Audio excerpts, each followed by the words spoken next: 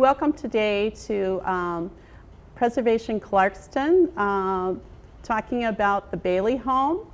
We have Sam Morocco, the president of Preservation Clarkston and president of the MLC building with us, as well as Steve Wyckoff, Clarkston Community Schools construction teacher. And they're going to talk to you a little bit about the Bailey home preservation project and restoration. So my name is Joette Kuntz. I'm going to tell you just a little bit of history before we start about the Bailey home. In that area along Sashabaw Road and Whipple Lake, back in 1835, Robert and Melinda Bailey came from New York and settled there. Robert Bailey received a land grant from President Martin Van Buren, and he was the first landowner in that area. He had 4 sons and 1 daughter, and those families also came with them from New York. Originally, Bailey Lake, Whipple Lake was Bailey Lake, and there was a little settlement there with a store, a school, Bailey Lake School, not the one we know today, but back in the 1800s, and a post office and all of that area was called the Bailey Lake Settlement. The home that we're going to be talking about and you're going to be seeing is a good example of a T-frame farmhouse style of the late 1800s with Gothic and Queen Anne details. It's trimmed with a Gothic style crowns and the gables commonly found in Queen Anne designs. While there are a lot of homes similar to that in the village of Clarkston, there are very few in the township. So the interior has the original wood floor, elegant moldings, unique beadboard, and 19th century carpentry methods were used.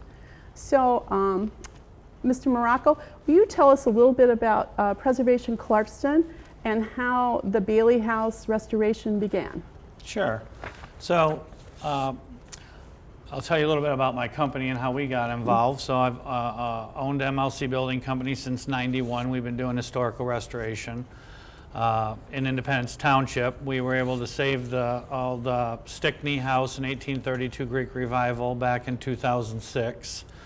And I've always had an interest in trying to preserve the historical structures of the township, which I believe are imperative to the historical nature and preservation of the township and its character. So we got wind of the Bailey House project coming up through some contacts at the county and knew that we had worked to try to save some other structures. We were working on a project to save the Ernst Barn in Waterford, which at one point, and found out about the Bailey House, that it was slated for demolition due to the safety path being expanded down Sashabaw Road, and the oil and mineral grant that they received to buy the expansion property of the Bushman Lake area had required the house to be demolished if it wasn't going to be used as a permanent structure as an asset to the county. So the county had exhausted its what it felt, its I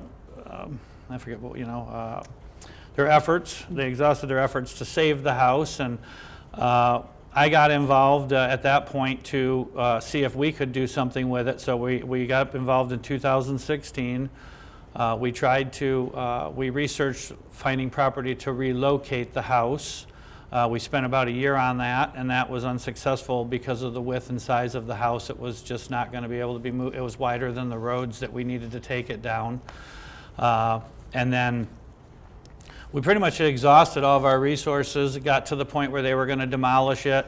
I put in a contract to dismantle the home so that we could salvage any architectural features of the house and maybe repurpose them in the community. So we were able to do that. And when we were there dismantling the house, literally days before the demolition and equipment was being moved on site, Jeff Pearso from the Clarkston Construction Tech Program reached out to us and asked if it was something that him and Steve could get involved with. And we got a hold of the county director of county parks, Dan Stencil, and let him know that we had interest with them and that we could possibly do something with them with the kids. and we were able to stop the demolition. So then we started the process of what it would take to save the house and let it be the curriculum of the Clarkston schools and have the local contractors teach them the trade of historical restoration and remodel. You had to do something with the transfer of deeds. And yeah, so the only way to save it was to leave it, and the only way to leave it was to have the county parks change their boundaries and remove the house actually from the county park in order to put it in the private hands of a nonprofit. So Preservation Clarkston was created basically because Oakland County Parks and the project was so big, they didn't want to work with an individual. They wanted to, it would be better to work with an entity. So we created Preservation Clarkston, which is a nonprofit, in order to have an entity to work with and to raise money for the project, working with the schools too. so Preservation Clarkston's a nonprofit. Yes, it is. Nonprofit status. So talk about you went through and you traded a piece of land to the parks. Right. For the piece of land to the parks for the Bailey House. Now, kind of fast forward to the Bailey House is still an old house, and so what are some of the things that you have had to do to it? Well, one of we knew that it was going to take years probably in order to get the DNR, the county, the boundaries, the legal work done. So we petitioned to the county to let us do what they call mothballing to federal standards. So part of that is securing it and adding and making sure that the roof is good, and the roof had been deteriorated. So a couple of years ago, when we first got into it, it was a couple of years now, with our own private money, we bought all the material, and in conjunction with the Clarkston Construction Tech Program, the kids came out and they put the new roof on it, even though it was still owned by the county and we didn't have it yet. But in the interim, we needed to protect the asset. So. And we have some pictures of that. And Steve, I know that you had to do some precautionary things before you let kids up on the roof. Oh yeah, we did fall protection program with the Construction Association of Michigan.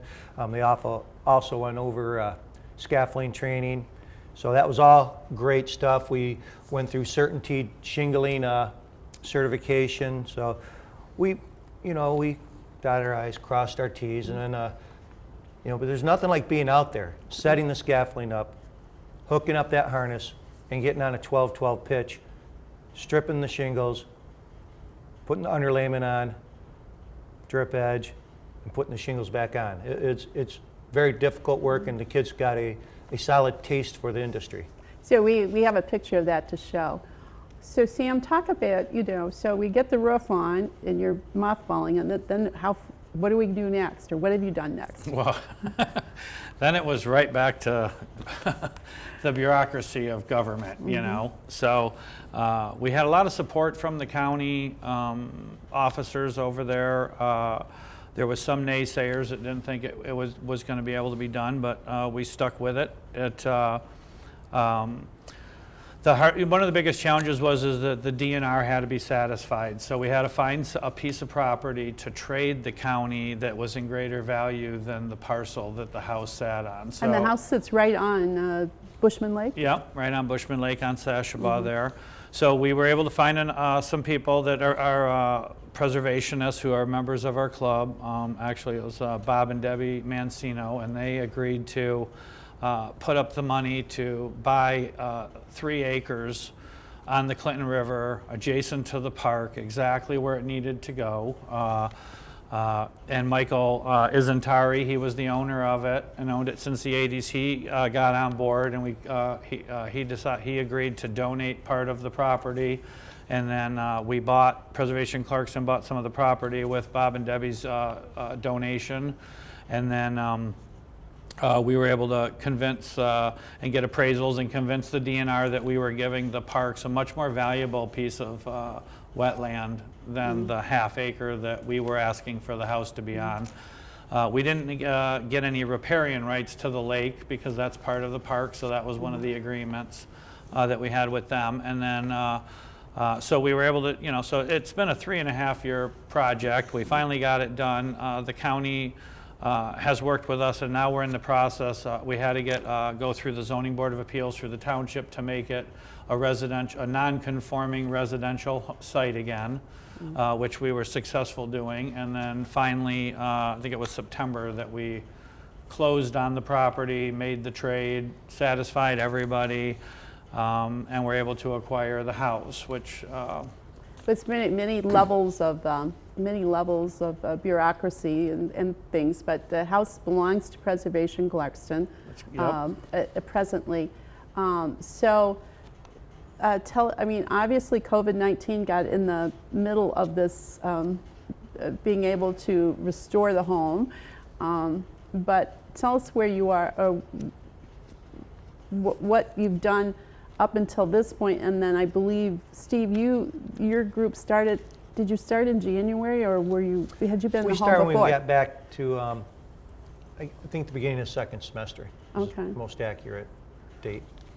So our group, just as a plug, we meet the third Thursday of every month, and we're on Facebook and email, And you can find that Facebook link on our on the end of this video. Okay, very good.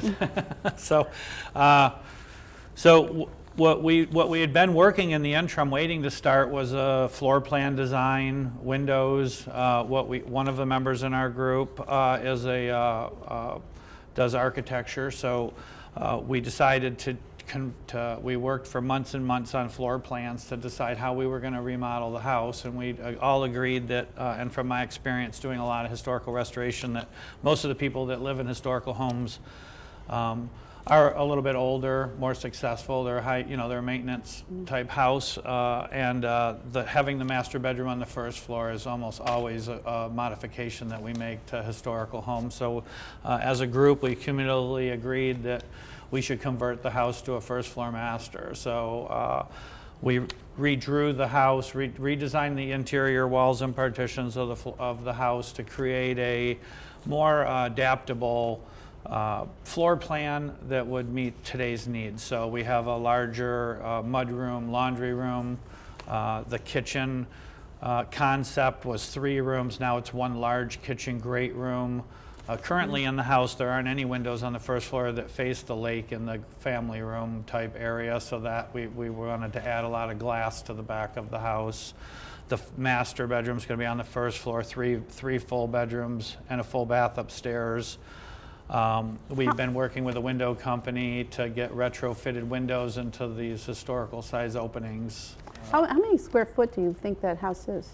About 2,700 square feet, so it's pretty good size. We're going to take a section of the second floor that was out and make it a 2-story family room, kitchen, great room type feel in there, because it had a small, low ceiling bonus room upstairs, so we're going to take some of that square footage. So now we have the plan, we know which way we're going, the kids have direction on what they're doing, and now we just need to get the bodies and volunteers and people over there to help us get it done. Okay, so Steve, take us, so the kids have been out there since the second semester. Yes, first semester though, we were preparing for this very moment. We had Syntaz come in and had all our kids fitted with respirators and got all that certification taken care of. And then when we finally got out there, after all the permission slips were signed and everything was a green light, they're wearing a hazmat suit, they got their respirator on, they have their safety glasses on, and now what we're doing is we're taking off the trim from the doors and the windows, we're marking the backs of the trim, we're plasticking them all up together, running them down to the basement. So that you'll know where they go when it's like a puzzle, right? Yeah, it'll be a puzzle, all right. Where they're going to go back where they're going to go back. So we do have a couple pictures of the students. Thank you for those pictures of the students in their garb and working out there. How many students do you have altogether in your classes? Our program, Joette, has about 72, 73 students in it. Right now, we're only taking out our third-year students, and in order to go out to the site, you have to finish with your math, you have to get some other certifications under your belt. So the kids who have done everything that they need to do, they get to go out and perform at the Bailey House. So what's coming along? What's coming along next after the well, it's sort of demolition. It's not really demolition, but Well, once the trim is removed, there is planking on the inside of the walls. So we have to take all the planking out, then get whatever insulation they put in there out. Then we have to take measurements. As Sam and I we were talking last Saturday, the depth of the exterior studs can be different than the depth of the interior studs. They could be 2 foot on center. They could be 16 inch on center. We have to take all these measurements.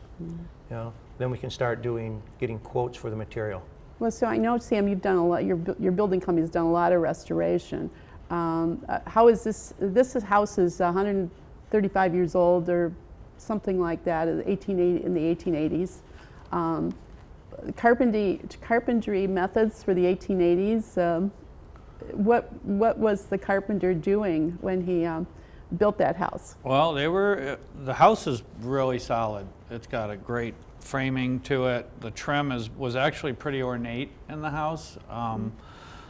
Much more than you would typically see in a farmhouse. So they certainly were well off when they built that house.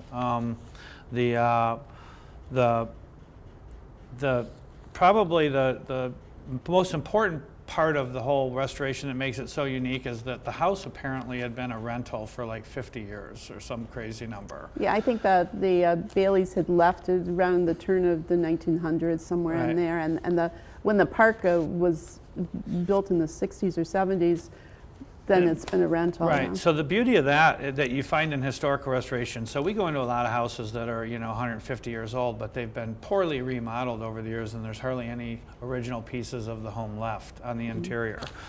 What was unique about the Bailey house is that since it had been a rental for so long, all the original doors were there, the original hardware were there, the original wood around the windows and casing and doors and base molding was all there, all intact. So really, other than the kitchen, which actually was an addition, the original flour bins and built-in potato bins and pantry cabinets were all still in the house because whoever owned it and rented it didn't want to invest in updating it, luckily for us. So the original pieces of the home, the original railing system, the original everything was still there. And that's why in this situation, unlike others, we're actually taking down every piece of trim, categorizing it, assigning it to a specific numbered window or door location, and putting it down the basement for the time being. Then it'll be stripped and reinstalled. But the fact that we have those parts is what's going to make this restoration above most that we are able to do, because we just don't have the original parts. So we simulate, we recreate. But this house actually has most all of the original pieces to it that we can repurpose. So Steve, what's next after the woodworking that you're doing now, or taking out the? Well, we got to get down to all that planking. So there's plaster, there's lath, there's a ton to do before we can start rewiring and getting the heating and cooling in and the plumbing. So there's a lot of stuff to do. So tell our viewers, when you go to, the kids are not necessarily electricians here. Right. So tell us how that's going to happen, or how you foresee that to happen. Well, the way Sam and I have talked this over is we're going to hire somebody to help with the kids. We got to make sure it's done right.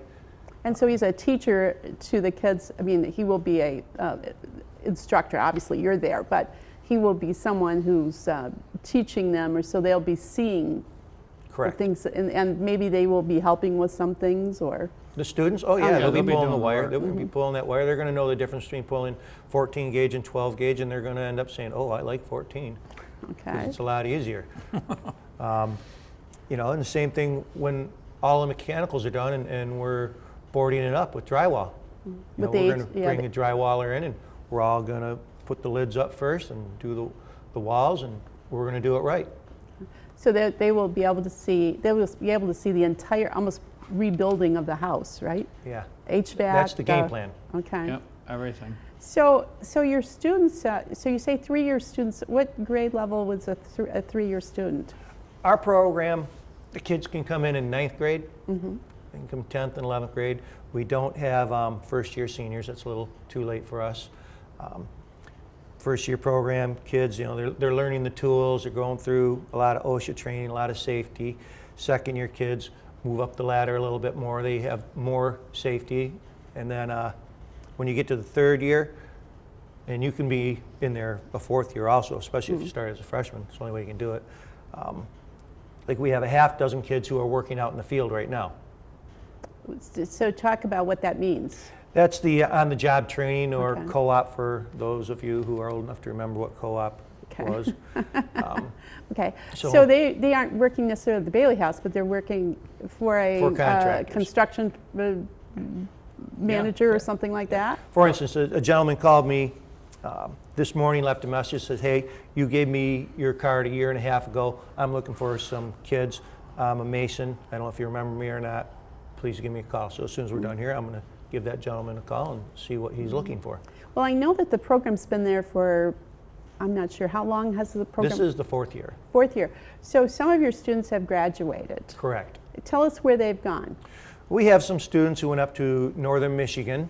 They're in the construction management program. We have another young man who went up to Northern to get into the lineman school, which is only a year long. So he's going to be out of there in April and then be hanging from telephone poles, 40 feet in the air.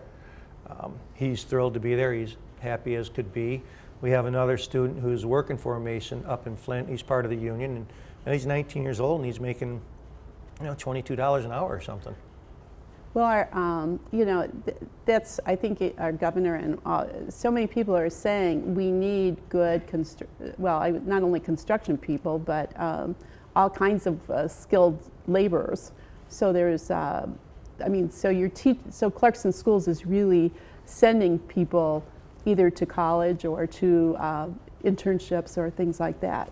Well, they have their choice, and some of our students, they don't want to go into the field, and they've went to other colleges, but they've gotten into the business aspect. Or because we offer math credit for our class, it doesn't hinder them from going to any college. That's wonderful. That's wonderful. I think we should all be proud of our school district. So, what do you want to tell people about where you're going with this? What are some of the issues that the kids are going to be seeing as they finish or as they continue on this project? Do you have sort of a timeline? I think we've talked about it.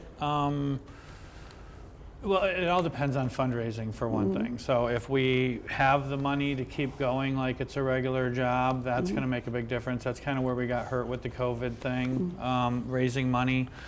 We've got the schools has some funds to put into the project, which is great. We're looking for local contractors that are willing to work with us, with the kids, So they're only there 2 hours in the morning and 2 hours in the afternoon. Right now, just 2 in the afternoon. But in a right now. regular school environment, without the lockdown stuff going on. So how can the public help you with this? I mean, this is a community project. These were some of the pioneers of our community. That whole area was owned by the Baileys. The Baileys are connected to Cook's Farm Dairy. Yep. They're connected to the Miller Farms. I mean, they've been, they're all connected. So how can the public or the community, as well as trades, help? Well, there's several ways. We've got the one way we're set up as the 501c3. 501c, and then we've got the Amazon thing where you can make us your preferred charity when you buy things on Amazon. We're gonna start doing hopefully some fundraising soon as far as that. I'm looking for There's a GoFundMe page, I believe. There's a GoFundMe page. So yep. you can make a donation as small or as large as you want. Anything is going to help us at this point. So our goal is, I'd also, because I've been doing this so long and people live in houses and need to maintain things, that we want to open it up to the public to come and help. So if you follow the Facebook page, I'll sometimes post when I'm heading out there to do work if people want to come out on a So Saturday. they can view or work with They you can and help, learn. they can watch, we can teach them how to work on their own houses. They can participate in saving a landmark, on hand. Because our goal is to get the house completely restored, all up to the brand new codes, and then sell it to a resident in the community to occupy it and live there. So, okay, so that's a very unique piece for preservation, because many times it becomes a museum or something, and those are really difficult to maintain. Yeah. But the vision of Preservation Clarkston is to sell to someone who would want to live in a historical home, Yep. to buy an historical home, and a beautiful view of the lake, Yeah. and know that that historical home was restored by the students in the school. There probably, as they become more in the trade, somebody will come back and say, "Oh, I was here." If they look for a painter or something like that. Yeah, that's part of, that we're trying to get the amazing part is that it can tie the kids back to the community, with all the groups in town, civic groups that are, their memberships are deteriorating. The younger kids don't seem to be as interested in those. And a lot of it, I think, is just because they're not tied to the community. We used the kids to do the city hall for the village of Clarkston. The kids were huge contributors to the work being done over there. And they just built the ice rink in Depot Park. we helped out on that. What a wonderful Yep. project Turned out real for that. awesome. It was a good project. So you've been a great mentor to the students also. Well, I need tradesmen. Well, and that is So part of it is I had a couple of kids last year that came 4 days a week and worked for my company on the job sites that we mentored, and that they were in the on the job training program before this all went down, and it worked out great, and they learned they learned a lot. I think that's a huge benefit to them. And I think that, like I said, we want it to be a community project. So we want residents to feel comfortable coming out and getting dirty, helping us out, and be part of it.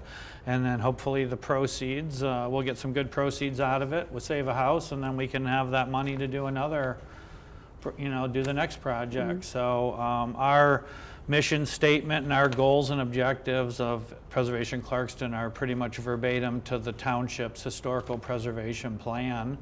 And that's to have a private entity monitor and advocate for the preservation of historical structures in the township, and schools are what's making it possible. And when this is sold, this house will be back on the tax rolls. Yep. And That's so big. it will be, a Another taxable asset, property yeah. to the township. So, Steve, just tell us if any parents are watching.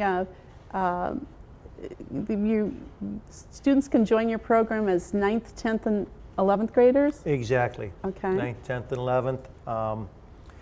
This is our 4th year of existence. We're really proud of what we've accomplished, and we have a lot more goals to work on.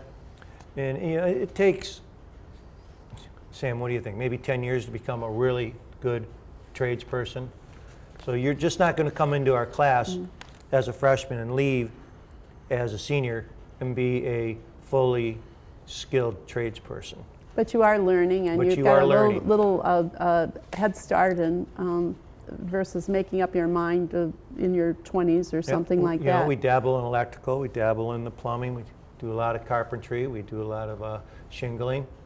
So you're going to be able to take care of yourself when you leave our program, or at least you're not going to be afraid to try and do something because you're Well, going to know and what the tools even as a are. homeowner, Right. whatever you decide to do, homeowners always need to be somewhat knowledgeable about how things work in that house. That's what makes it unique, because typically your construction program is new construction, Right. because you're creating the environment to do it. For them to be able to learn remodeling in school is probably a very, very rare thing in the country, that any trades school gets to go on site and do remodeling work opposed to new construction, I would think. Whoever takes our class will remember it for the rest of their lives. I think that's Guaranteed. really true. It isn't necessarily a class, it's a program, and it's a passion for you, I know, and we appreciate you and Jeff Parcel for working in that program for Clarkston Schools. And we thank you, Sam, for being a mentor, being a visionary, and kind of saving the character, the historical character of our township, because many of us, that's what we came out here, it drew us here just because Yep. it was a historic area. So thank you very much today. Well, thanks for And, having Thank you, us. Joy. we have there's a GoFundMe page Yep. for our Preservation Clarkston, which will be at the end, as well as a Facebook page. And drive by Yeah. the Bailey House on Sashaba Road, right? Yep, be part of it. That's a wrap.